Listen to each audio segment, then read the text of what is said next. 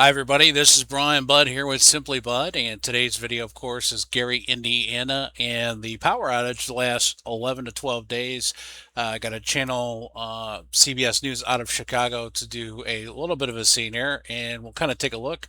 Also, don't forget to go ahead and like and subscribe this video and ring the bell for notifications. Let's get started. That NIPSCO says power could be restored to all of Gary, Indiana. It's been a long time coming now, 2 weeks to the day since that powerful storm took down power lines, leaving that entire city in the dark. It has been a long time coming for critical resources there as well. And joining us right now is Gary's Mayor, Eddie Melton. Good morning, Mayor, and thanks so much for joining us this morning. I want to start by asking, what can you tell us about the restoration progress right now, and do you actually believe all the power will be back on by the end of today? Yes, last night I received an update around 9 p.m. that we're a little bit under 3,000 residents that are still without power. So that's promising. But until I get that phone call that the last home has been turned on, we're not going to stop pushing for restoration. Mayor, in a statement we just saw on social media. Is that him with Mickey Mouse ears?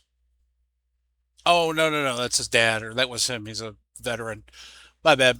Anyways, yeah, no, they were talking about people getting shot.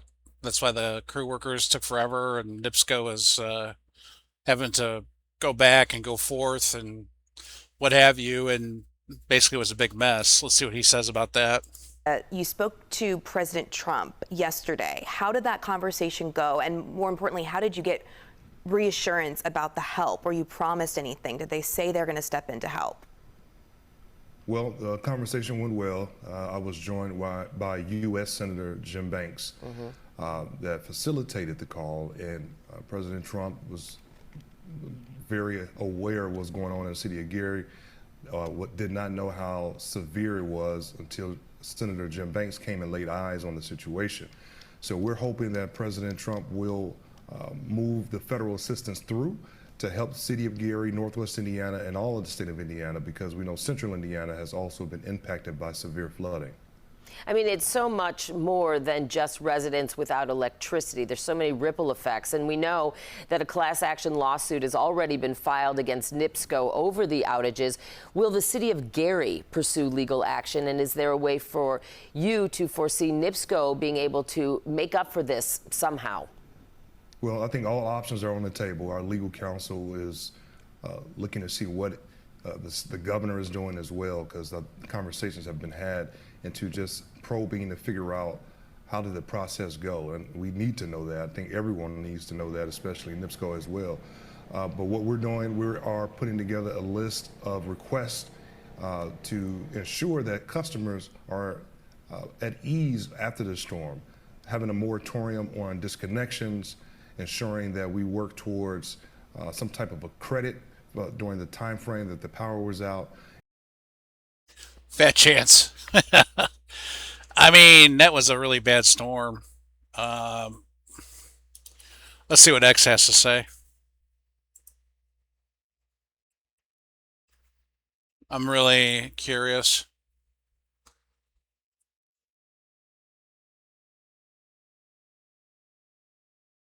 This is terrible. Well, let's listen to this lady. Us, diversity, not really. We know why they not coming out here though. I mean, it's obvious, it's obvious. Gary is full of, us, diversity, not really diversity, but it's full of black people. Well, I don't think it was that. I mean, that could be part of it, but I think it's probably more of the sense that their news reports where the power workers are getting shot at by gang members, allegedly. So yeah, that'll slow down restoration. There was crew workers from many states in the area that came to help. So it was just a really bad storm. Over 7,000 residents in majority black Gary, Indiana, are still without power. Nearly 2 weeks after an extreme storm hammered Gary. Got my grandmother with me, so we have to go out, get our phone charged, get food. We had to throw away the food, trees in the lawn. More than 10,000 homes and businesses were still in the dark on Monday morning. The governor directed the Indiana office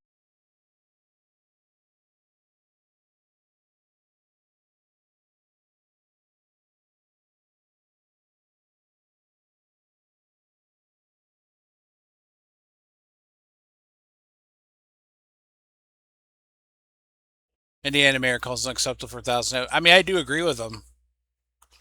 I tend to agree with them.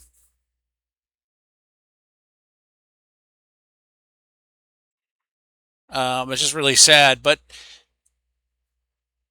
at the same time, there's this story here from Connie on X.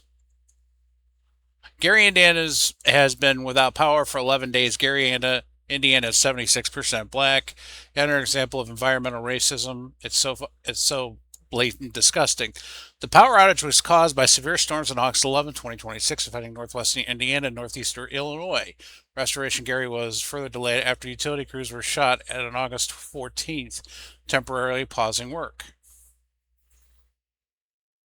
I mean, that's basically what happened.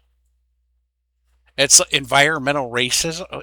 Is there environmental race? Hold on. Let me get this. Environmental racism.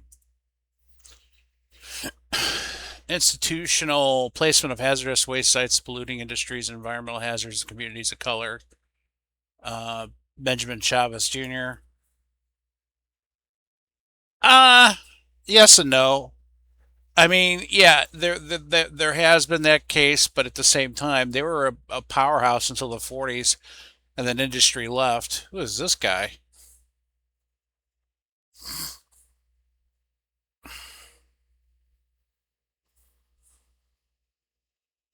That's just sad.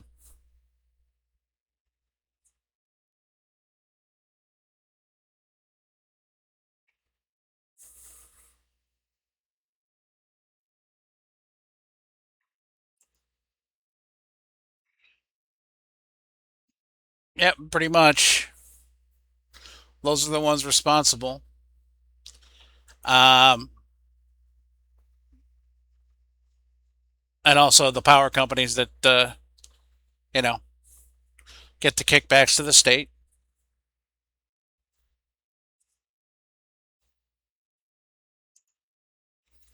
Just sad. Really sad. Really sad. Tell me what you think. Do you think this was deliberate, or do you think it was just a power outage that went too far? Tell me in the comments. This is Simply Bud. See you on the next one.